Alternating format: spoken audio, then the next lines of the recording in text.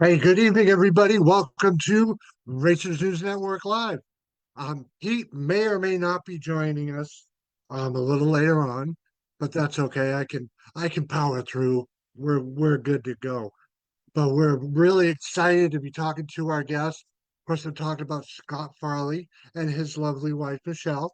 We're going to be talking Top Fuel tonight. We're going to touch on their 2024 season and obviously their off season and what is planned for their updated hot rod in the background right there. So we're going to want to first off say thank you to uh, Blackburn Engineering. Sorry, a little brained up every once in a while for being our sponsor again this year. Mass Traction for coming back again this year as well. And obviously, our guest, of course, Scott Farley and his lovely wife, Michelle. Good evening, guys. Good evening. How's it going? I am doing fantastic, all things considered. So, obviously, you guys are an independent um, top fuel dragster team out of Connecticut. You both have really cool jobs, by the way. Um, Obviously, you're both they're pilots. So you work for Scott works for UPS. Michelle, you'll have to remind me who you work for. I apologize. Same. We met at UPS. That's what it was. Okay. So they're both UPS pilots. Um, but like I said, that's their top fuel dragster in the background. We had the chance to speak with them first time last year.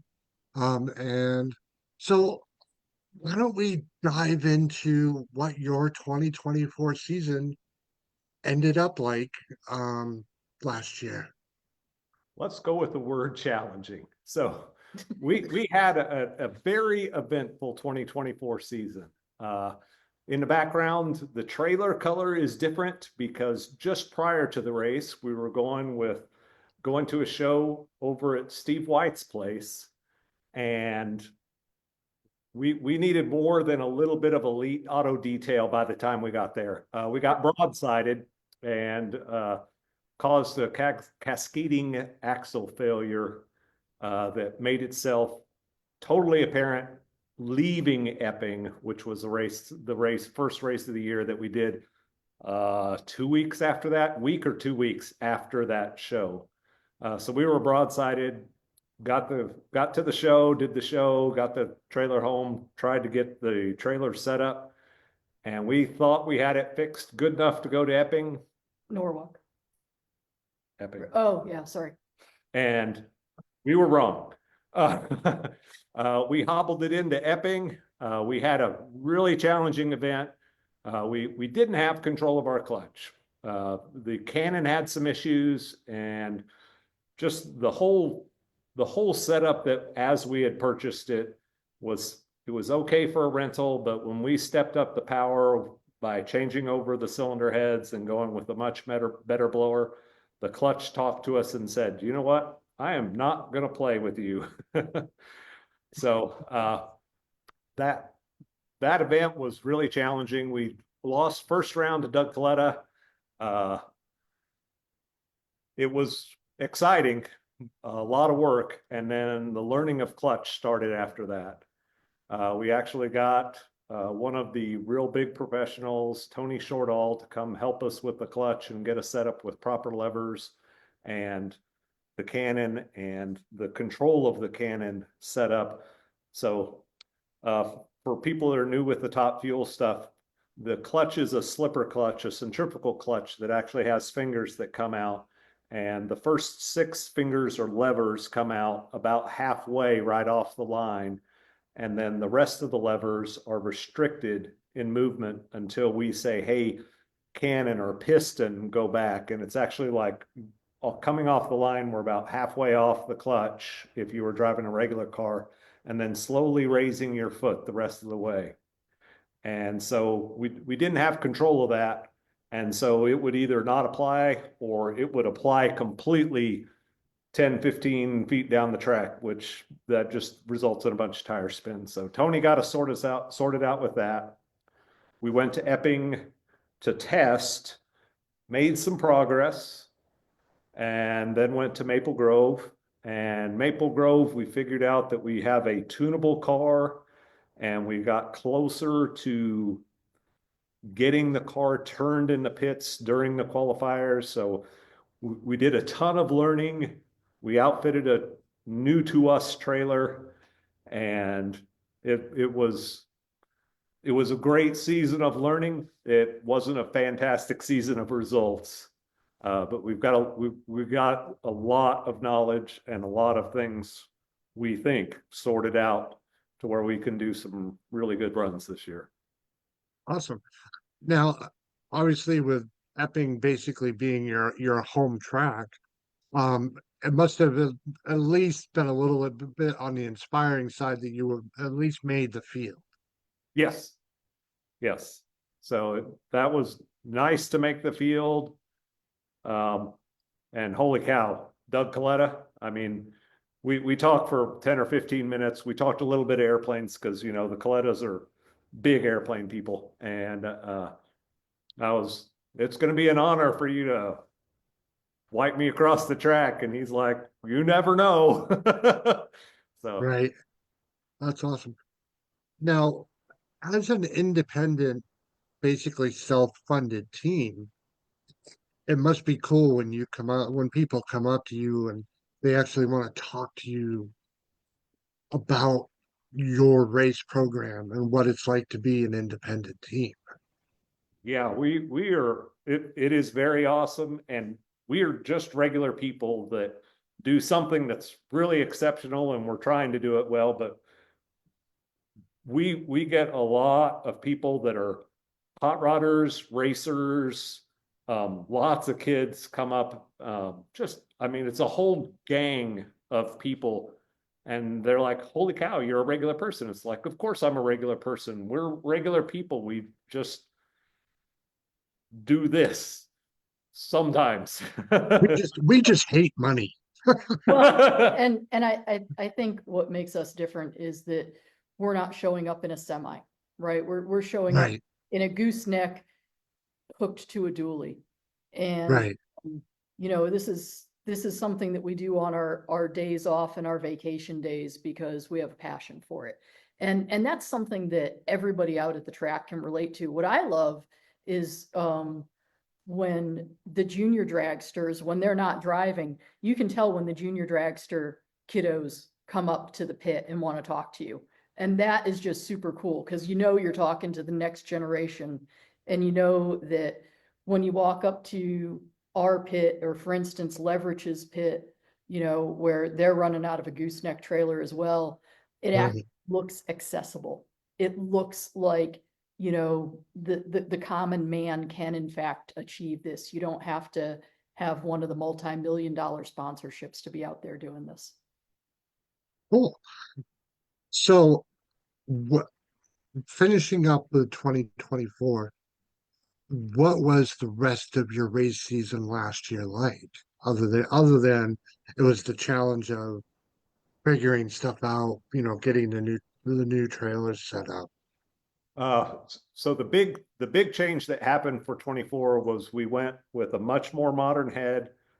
It was literally Capco's 2023 blower, one of their several blowers that they had on their car in 2023, and a bigger pump, fuel pump from Scott Palmer that it makes power. I mean, it was amazing the difference of what came out of that motor, and the motor performed. It was talking to us. The clutch wasn't, but the motor was talking to us, and it was like, I'm ready to go fast as soon as you get the rest of the pieces together.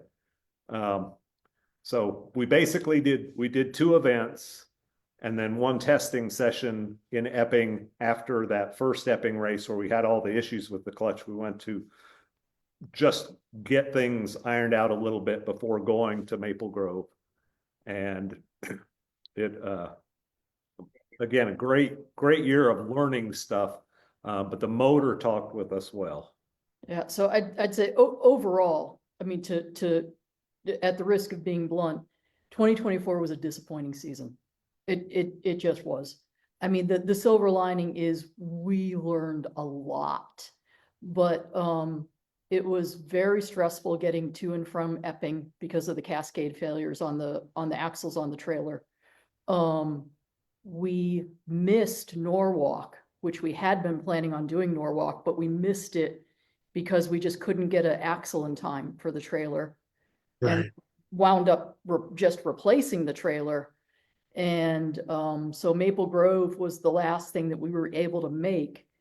And you know, Maple Grove again afforded a lot of learning opportunities. And at the end of it, you know, I looked at Scott and I said, these are the areas in which we as team owners need to step up our game.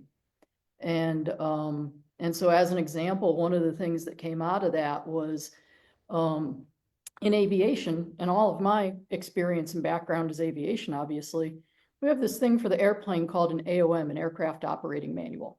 It is thick. It is several chapters, hundreds of pages. It spells out every single procedure.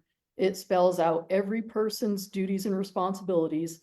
And I said, we need one of those for the dragster. We need a dragster operating manual that has all the checklists, has all the procedures, has everybody's responsibilities, and we need to spell it out. And everybody on the crew needs a copy of it. And as we right, started going through this, what we realized is we had 2 guys on the crew that thought that it was their job to do everything because they didn't know that somebody else was taking on that responsibility. And so, right. 2024, as painful as it was, and as much as we didn't get the results that we wanted, did give us an incredible learning opportunity to where we need to step up the program, not just in terms of the parts, but also in terms of the leadership and the organization. Gotcha. That's really cool. I like your thought process on that. Thank You you. know that, when you come back after a run, or even when you just roll it off the trailer and get it up in the air and get everything set up. Oh, yeah. Okay, you're going here, you're Yep, going here, and so on and so forth. Not everybody's diving into the same exactly, spot and exactly. tripping over each other. Yeah.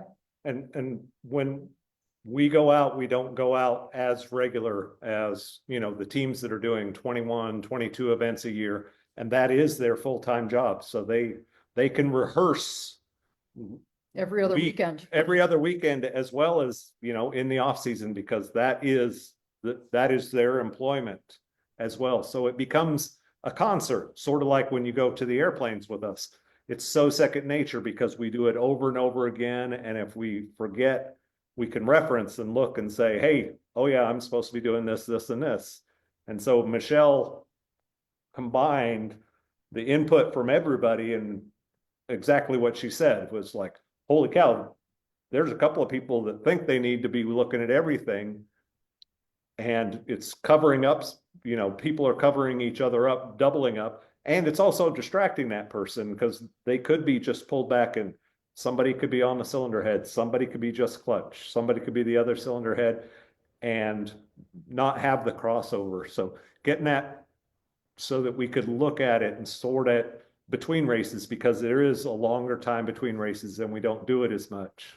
So yeah, it was a big undertaking, and Michelle just worked it. And then she worked individually with each one of our crew, which is really stable now. All the guys that are with us are real happy to be here and having a good time, but also wanting to learn so that, everything can be successful. Right. And then if you have one of those events where, well, I'll just use Brian as an example because he's somebody that I know, Brian Golick. Uh-huh. He didn't go to every one of your races, I don't believe. Correct. I mean, obviously he has a huge background in a lot of this stuff too. But let's say he rolls in for this one race and he's substituting for this guy. All right, Brian, here you go, buddy. This is Yeah. this is what we need you to tend to for this event. Yeah. Exactly. So, and to your point, in fact, so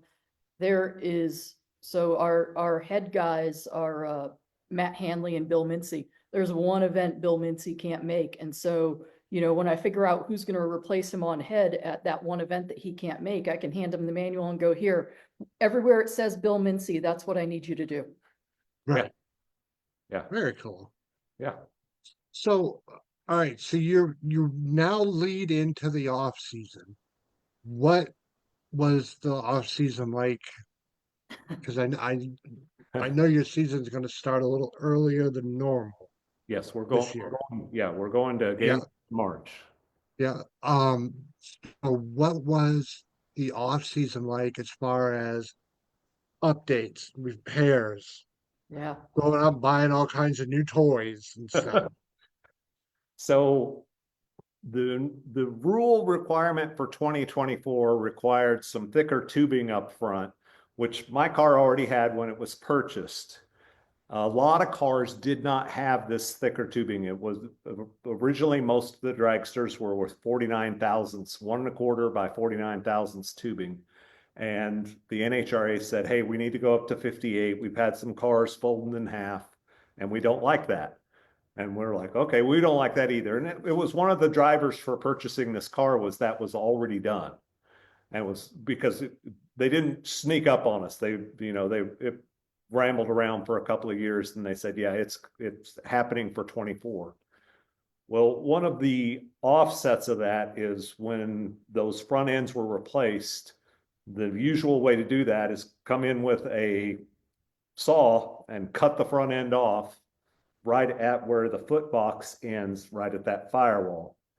And in some of those cars, they had cut right at that box, and it made that portion of tube that was staying in the chassis very stiff.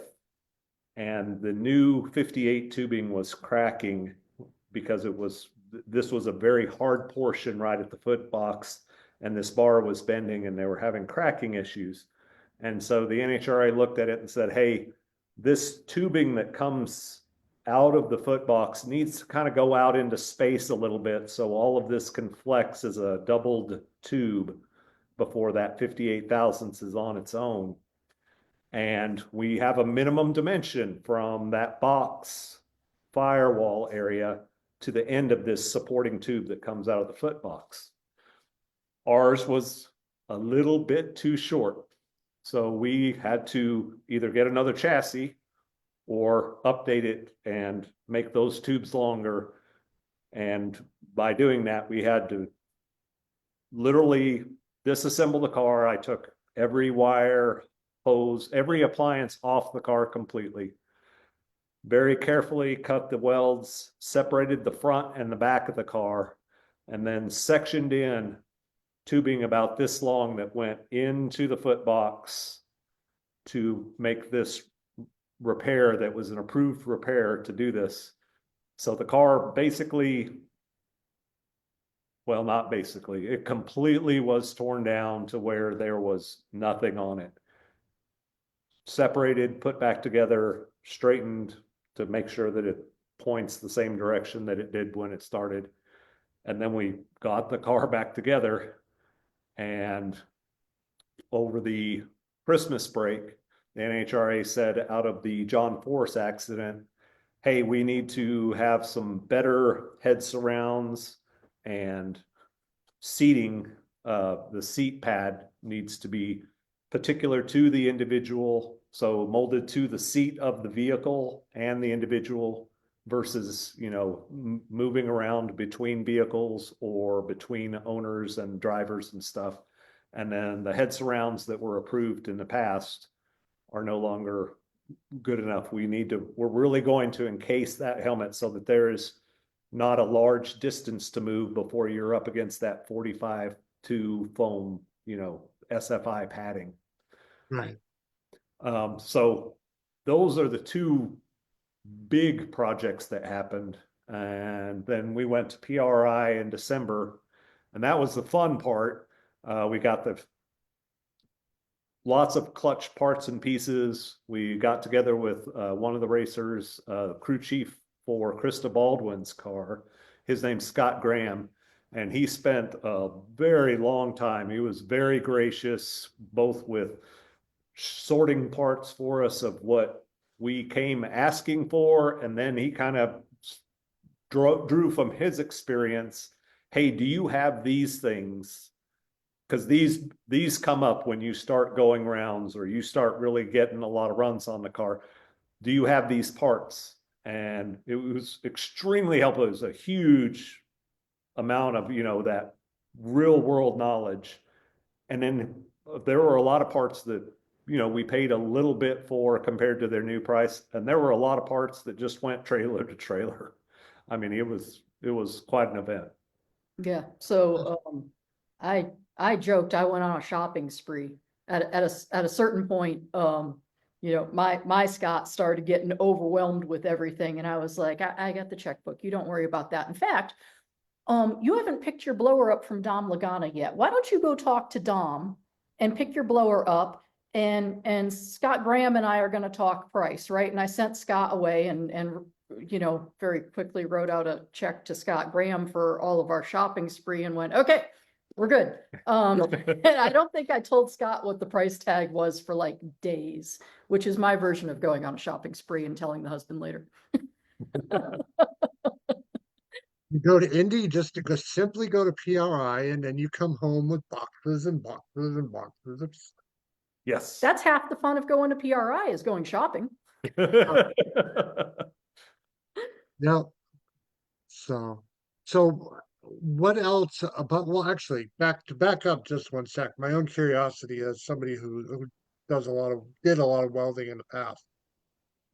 When you put the chassis back together, were those sleeves inner or outer sleeves? Okay, so we'll start with a 1.5 inch, 1 3/8 58 tube. So we had to make that tube longer. So the approved repair for it was a 60-degree cut so that we had lots of length to weld. And then you put an inner sleeve inside it. And then there were minimum dimensions that you had to be away from the cut to do rosette welds. And so you do the rosette welds, and then there was an 1/8 inch gap between the two new tubes so that you could weld 3 pieces of metal together and flow the 3 pieces of metal on that 60-degree tube. So there was that inner sleeve there, and then you had the tube that went out of the foot box where the 1 1/4 58 front end slid into. Gotcha. Okay, I understand that.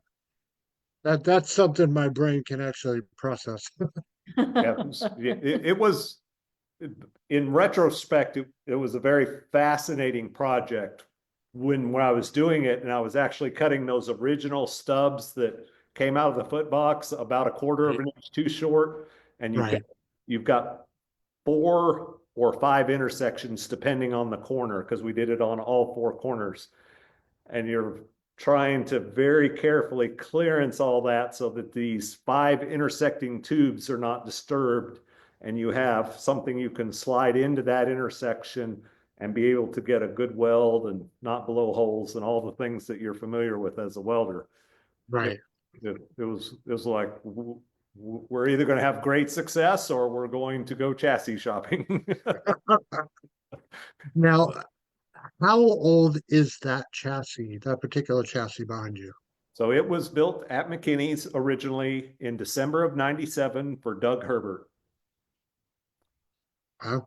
And so the original cage structure and up to the foot box is 1997. Somewhere in time in the not distant past, the back half had to be redone because the tubing thickness requirements went up to 95 thousandths. Gotcha. Okay. High spec. And then the front end went from the 49 to 58 3 years ago. Oh, okay. So really, it's just where the roll cage is that is more or less the original chassis. All right. Yeah. Cool. So, all right. So you go to PRI, you go on a shopping spree, you bring home all kinds of cool toys.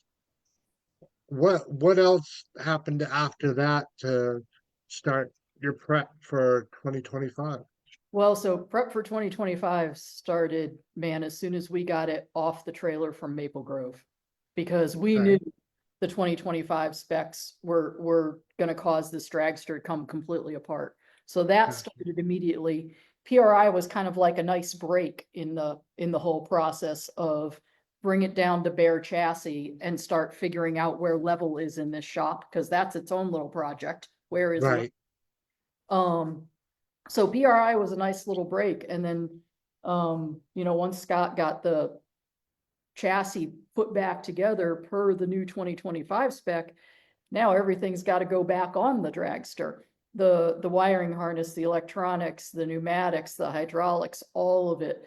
And Scott, being the perfectionist that it is, it's got to go back on better than it came off. Right. So Right. there were opportunities for improvement and QAing things, shall we say, if you're gonna start from bare chassis and put everything back on. And then most recently, as Scott was saying, as a result of the unfortunate crash with John Force, there were some new regulations that came out that are mandatory come July. But we just figured as long as we're updating things, we might as well update it and get the tech guys to look at it in Gainesville. So the most recent thing was doing the seat pour to have the seat Okay. molded to his Yep. body. And then the metal surround. How many hours have you got into that metal surround? It's been insane. Yeah, 25 hours just in the head. I haven't even started the padding yet, but just to build a one piece that goes basically from shoulder all the way around so that I have a structure that the padding can go to is about 20 hours. Gotcha. Now that is the update from, if I correct, obviously correct me if I'm wrong, one of the original padding inserts from back when Eric Medlin had his crash. Am I correct in saying that? So the stuff from that accident got us away from the 45-2, like what you can put on an 850 cage Yeah. that you can zip tie and have that very dense foam that's the SFI 45-2, and it Yeah. got us into where we were into a 4-inch wide side foam pad, but there wasn't any, there were no requirements that it needed to be a certain distance from your head or anything, as far as, Okay. you impacting something sideways and your head having 3.5, 4 inches to accelerate before it came into contact with that foam. Now the regulation is 3/4 of an inch side to side. Oh, wow. Yeah.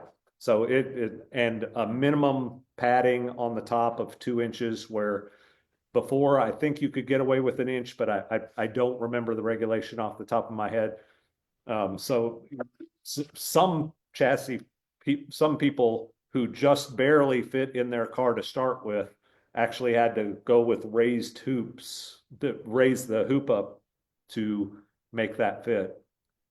That actually happened with the car when I first started renting it, is because I got in it and 6'2" doesn't work where most of the drivers are not 6'2". And so Right. the cage had to be raised even before I could drive it to rent it. Oh, wow.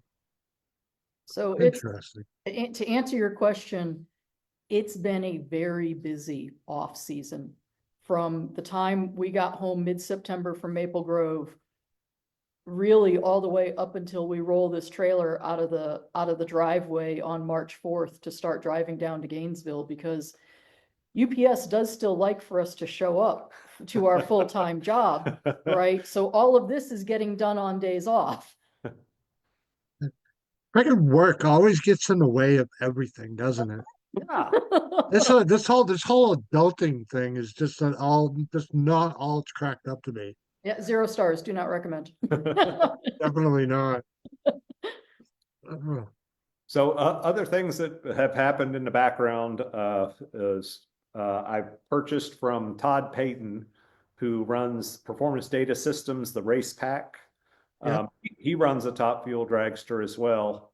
And I purchased his modern heads. He's going with the most modern.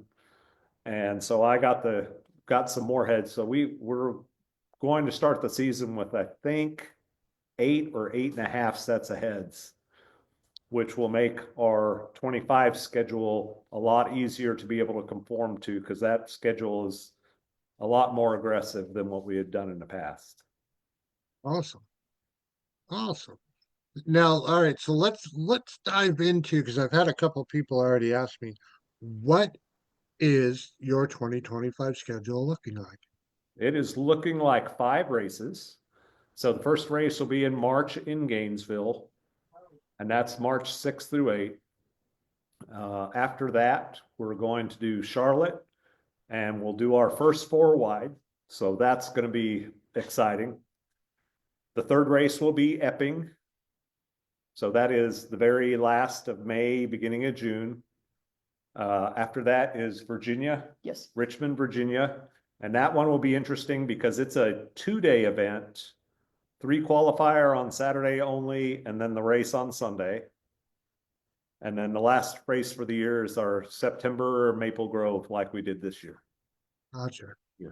Now, as a competitor and as a crew and coordinator and general boss of everything, what do you prefer? Do you prefer the 3 plus day events, or for you guys being a small team, does the 2-day event does it work better for you? No, No, it's not. That one gives me a little bit of concern. We are right on the edge as a crew of having the experience to be able to turn the car quickly enough to do 2 qualifiers in one day. That Gotcha. is just because you know, we don't do it very often. We, up until this point, we had said we were a 3 race a season crew, right? And Gotcha. our plan had been, we do 1 qualifier on Friday, we do 1 qualifier on Saturday, and we do one, get knocked out of elimination round 1 on Sunday. That had been our plan up until this point, and now we're starting to get more ambitious. We're starting to say, you know what, we've got a consistent crew that wants to come work with us. And everybody's staying engaged in the process during the down season. And we've got this manual, and let's not leave ourselves so much time off. Let's do 5 races, but we just don't have that experience under our belt yet to say, we can absolutely do 2 qualifiers a day, let alone 3. We will Right. get there. It just takes time and experience. Everybody just stay the hell away from me. Let me do my job and I'll be just fine, right? Don't talk to me, don't look at me, don't breathe near me, and I will be okay. Oh, that's awesome. Well, cool. I'm glad you guys are coming back to New England, man. So obviously that's local to me, and obviously more, like I said, more or less your home track. Yes. Absolutely. Yeah, I would be devastated if we couldn't do Epping one year, because that is our hometown track. I just wouldn't be able to wrap my brain around us not doing Epping. Right. Cool. All right. So Stephen White wanted me to tell you, he said he likes the new logo. Okay, good. So, and then a little earlier when you were talking about the book, Michelle, his wife Jolene said smart strategy. Jolene is wonderful. Yeah, they're an awesome group of people. They are. Yeah, I actually talked to Steve for about an hour yesterday. Um, so how about more upgrades to the program leading into Gainesville? We have got the clutch program really lined out. So we're running still a 5-disc clutch, but the bleed down system that runs the Cannon is the latest leading edge stuff, and we have full control over it. So it's really very, very, very fine tunable, so that we'll go down with a baseline tune, look at the data, and we can look at sections of the track timeline wise. Right. Say, hey, things were a little on the slow side for what the track can take. We're going to run that particular flow faster. Or these guys are out here smoking the tires at 300 feet. We've got close to the power they're making, not quite all the power they're making. We can turn it up. Let's get the clutch moving then. And I have a much better understanding of it. And we've got the help of some big time professionals that are wanting us to see us successful. They want us to be there. They want to see the car count go up. And they're very, very good with education and learning where I'm at with the clutch stuff, and then bringing me up, getting me to an area of understanding. And then once I understand that, then they pile on more and pile on more. It's very much like aviation stuff. You know, you can have a person go out and fly the airplane for the very first time, or you can show them everything of the regulations, everything of all the nuances of flying, and they'll go up in the airplane and they'll be like, I have no idea what's going on. And, Right. and they're guiding the clutch program and me in the smart way to do it, of the bits and pieces. And we've taken the donut pressure plate, you know, all the hat cover, everything, and dissected it and said, this is why this piece does this, and this is what you look for when things start going awry.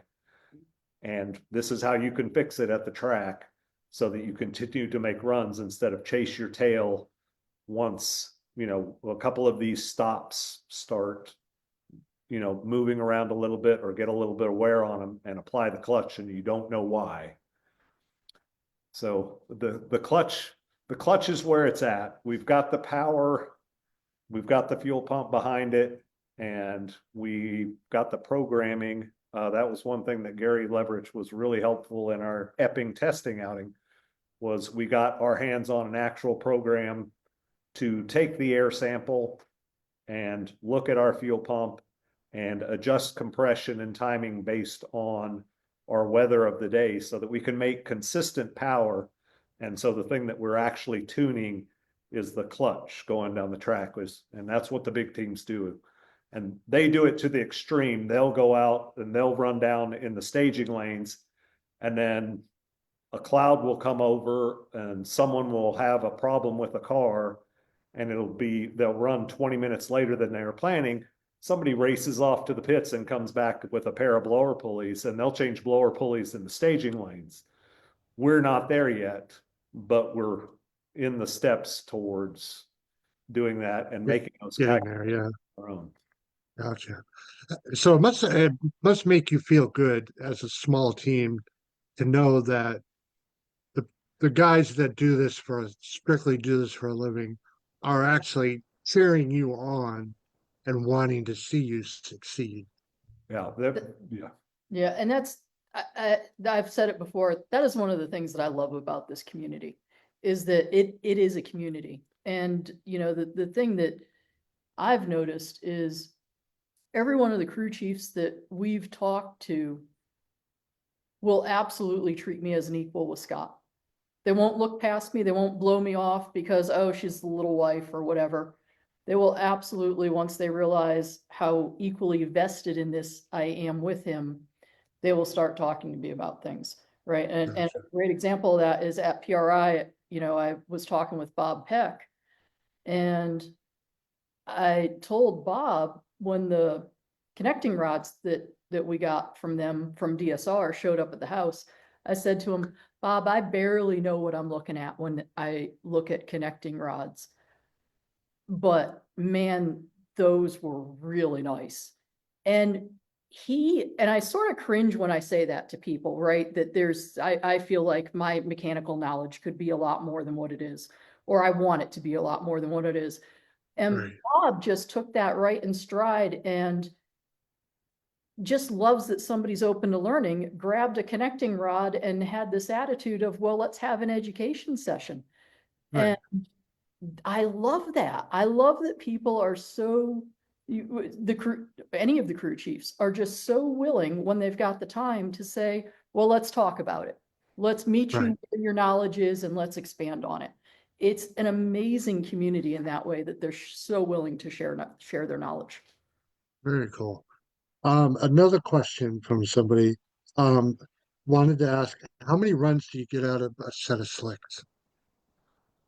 So far, we're about 10-ish runs that we'll get out of them. So they'll start talking to us in the 60-foot. You know, the RPM will stay up, the drive shaft speed will come up, and the 60-foot time will start going away. And it's, hey, we got to do something. Again, another thing that the other teams do. We show up at the track. They know that we're a low budget team. They come with 10, 12 sets of mounted, balanced, brand new wheels to the race. They would prefer to run a set of wheels and tires that have at least one run on them where they've been stretched out to the, you know, from the 36 to the 44. Right. They would like to do qualifying, and they'd like to enter the race on Sunday with at least one run on the tires. So we will get approached by other teams, the Torrances, everybody, and they'll be like, do you need tires? And so we'll do the qualifying, and we have done the opening round event, and we don't know what back tires we're going to get for it. I mean, they come and we get brand new tires on brand new wheels that we certainly couldn't afford. And these beautiful $5,000 a piece weld wheels that we're not buying, I'm telling you that. Right. And new slicks, and they're like, please break them in for us. Again, it's another thing that's fantastic. They're like, yep, if you don't run them today, leave them in the pit, run them tomorrow. And then we'll spend Sunday trying to figure out where the wheels and tires go, because we've got 2 or 3 sets of wheels. It's like, we came with one and they're back on the car. We don't know whose these are. Right. Right. One question I've always been curious about with the slicks is I have a bunch of friends that race modifieds in the Northeast. And obviously rollout is a big thing Yes. with cars that turn left, even Yeah. cars that turn left and right. Is rollout a factor on the slicks for drag racing? Huge. One, no tires exactly the same, and they're Okay. extremely flexible. You know, you've seen them grow, the fantastic pictures of them, all that. When we get a set of tires like these, the tires that are on the car now have one run on them. We've got them new. The first thing that I did after mounting them was we aired them up to 20, 25 PSI, and we stretched them out, and we want a consistent 117 inches on the tires. And they'll be 1/8 of an inch or 1/4 of an inch off if you just air them up to 6.5 PSI. And then we've had some tires come to us at an event and they're 115 inches, and we spent the weekend with lots of air in those tires, and we never got them to stretch, and we didn't run them for that other team. But yes, so we want them equal, and then we set them we'll stretch them or let them kind of contract with no air in them, so that when we start with our base PSI, they're right around that 117 inches. So they're a known quantity, so that the basic wheelie bar setting's good and the car will go straight. So yeah, it's absolutely critical. Optimally, is leaving the wheels and tires mounted and letting them bake in the sun what you want to do? Or do you want to put them, in the trailer, under the canopy, out of the sunlight? Oh, Does it depend on? if we need to stretch them, absolutely out in the sun. Once we've got them to where they're about the right size, we'll try to get them on the car, which will be, under the awning there. or just out of the sun so they're not growing or doing anything wild, so that when we do Right. drop, somewhere around 7 PSI, they're happy. Gotcha. Another question from somebody about the amount of fuel your car burns per minute. Obviously, most people, not everybody, has seen that video of Yeah, the top fuel, the pumps, yeah. at idle, and then when it's wide open throttle. But from real world experience, how much fuel does your car burn per minute or even per run? So per run, we'll burn about 16 gallons. Gotcha. So we come off the line at about 55 gallons a minute, 58 gallons a minute, somewhere in there. And then it'll ramp up from there. The pump has the capability of 113.5 gallons per minute. Wow. I didn't realize it was that high. And that's not the big pumps. The Right. big pumps that are out this year are big. They're actually so big that the cylinder head has a bigger combustion chamber so that they can avoid the hydraulicing of cylinders. Right. Now, is before you guys make your run, you even start the car up, is fuel temperature a factor? It probably is. We're not controlling it as good as the big teams are. Okay, but they do moderate the fuel temperature. Yeah. Okay. All right. That's because obviously I've seen it with the alcohol cars. They have the probe and the temperature's got to be whatever. So, Yeah. um, how much fuel do you tend to go through on a weekend? We're somewhere around 22, 23 gallons a run with the warm up. So if Gotcha. if we do 4 qualifying runs, that's 100 gallons of nitro. Wow. Wow. I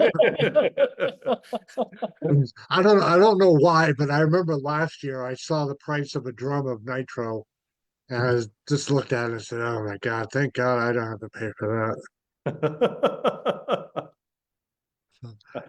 Now you mentioned the four wides. Yes. Are you excited to try the four wides? Or are you honestly a little bit nervous about it? I'm gonna go back and I'm gonna watch some YouTube videos of, there's a few teams that'll have the lights up there because you see all 4 staging lights. And Right. I've seen where there's confusion with that.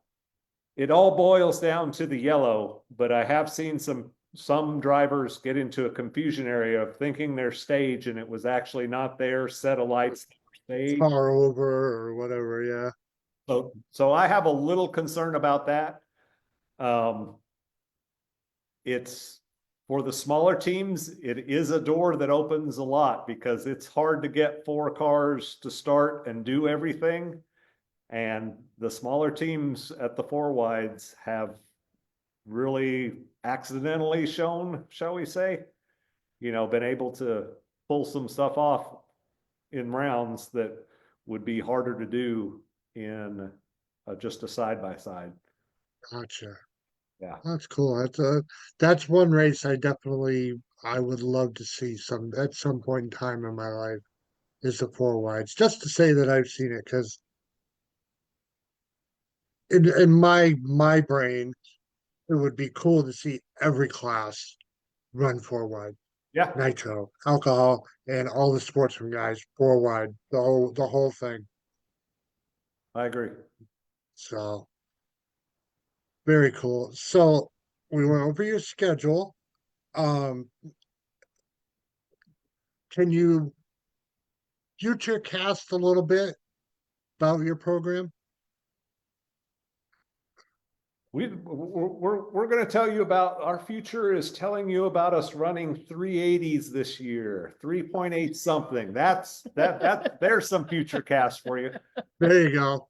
We'd like to run some decent and first get a 380 something. So far to date, the best we've done is in the fours. The best I've done in the car was right at its limit with the old head fuel pump clutch setup. Right. Was 3.93. So all the parts are there. All the parts are there to do 380s, and we've got the partial run that we did at Maple Grove said if Scott would have done everything right, which I didn't do exactly right going down the track, we could have had a 389, 388. The short numbers were there that said, now it's time for you to drive. And so I've got a couple of things I've got to put out of my head and just drive. Shut it off and do your job, as the old saying goes, right? Yeah. Well, so, and one of the problems, again, we go back to me throwing this manual together and see what everybody's set of responsibilities is. Scott is owner, driver, crew chief, car chief.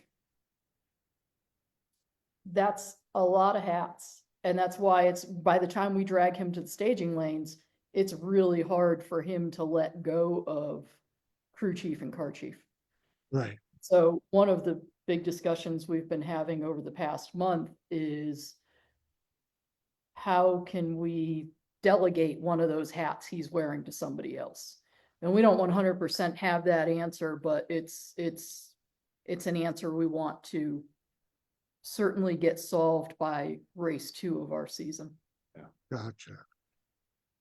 Gotcha. Which makes absolutely perfect sense. So take a little bit of the weight off your shoulders. So, all right. So let's talk about your sponsors. Who helps make your program happen? Vast majority self-funded. You will see on our shirts, Nelson Trucking. And So- they're, I just say, right after funding from Scott and Michelle, the next highest spender is Nelson Trucking for sure. So he's purchased the slicks for us. He's purchased connecting rods. He has paid for hotel events hotels for the crew at the events. We camp out in the trailer. Michelle and I are in the trailer. We don't leave the track all weekend, but the crew goes to the hotel. And So he'll pick up hotels like at one race per season. yeah, Gotcha. and that is a big help. It is. Steve obviously makes the car very shiny and pretty. That's been a big help. There is Foundation Partners. It's an insurance company that's a decal on there. That's a good friend of ours, Mike Pratt. He's a fellow UPS MD-11 pilot. So And- he owns a flight school called Louisville Aviation, and also he's into insurance and the aviation insurance with a group called Foundation Risk Partners. And so Gotcha. Foundation Risk Partners and Louisville Aviation share some spot on the dragster. And then I'm embarrassed that I don't remember the name of, but you probably do, the photographer at Epping. Richie Corey. Richie. Yep, Richie Corey. Yeah, what's the name of Yeah. his company? PT. Prime time video. Primetime Video. They did the Yep. hero. shop. Yeah. So their Oh, stickers. very cool. Yeah. That's awesome. Yeah, Richie's a decent guy. I'm good friends with one of his photographers, Mike McCarthy. Yeah, Richie's awesome. In fact, Richie, Scott loves when I tell this story, so you'll just have to put up with this one more time. So we're at Epping doing testing, was Yes. it? Yeah, we're at Epping doing testing.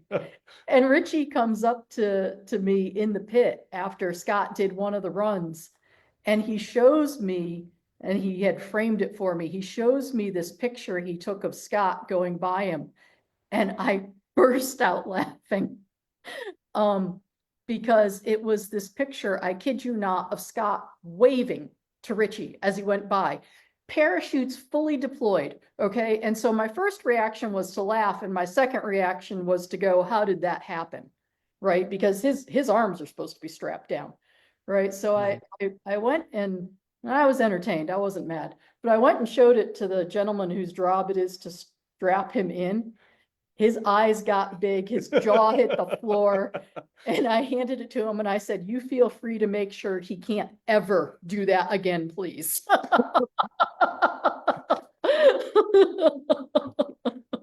The funny part Oh. on my end is I don't remember it at all. I was just driving down the track and apparently I went, hey.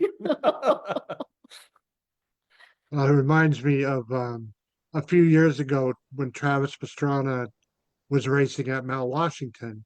One of my photo friends was in a place they call it cow pasture up near the absolute top of Mount Washington. And Pastrana's going by in his 900 horsepower all-wheel drive Subaru. And he's going, he made it from the base of Mount Washington. I don't know if you guys have ever been there, I would assume, but the base of Mount Washington to the top of Mount Washington in just over 5 minutes with an average speed of like 106 miles an hour or something like that. Lord. And they're in cow pasture, and my friend's got his camera in one hand and his thumb in the air in the other one, and they saw, and they show the video later on, and there's Pastrana, again bucking along at 100 and whatever miles an hour, going through there, and you see him turn his head, and he looks at him, gets this big smile on his face, and goes like this to him. And it was hilarious. So Very similar. yeah, but well, very cool. Now, if people want to find your racing team and you guys on the internet, where can they look you up? They can look us up on scottfarley.com. So that was one of my birthday presents, was Michelle got the website. So we put all sorts of racing information, the race dates for the season, any sort of updates we'll put on that. We're on Facebook, we're on Instagram. Yeah, so the and YouTube. So the links to click to find his Instagram, his Facebook, and his YouTube are all on that scottfarley.com website. So that's Cool. your one-stop shopping, and you'll find the standard symbols to click on for Instagram, Facebook, and For YouTube. those pages, right? Awesome. Well, listen, it's awesome that you guys are taking on more races this year.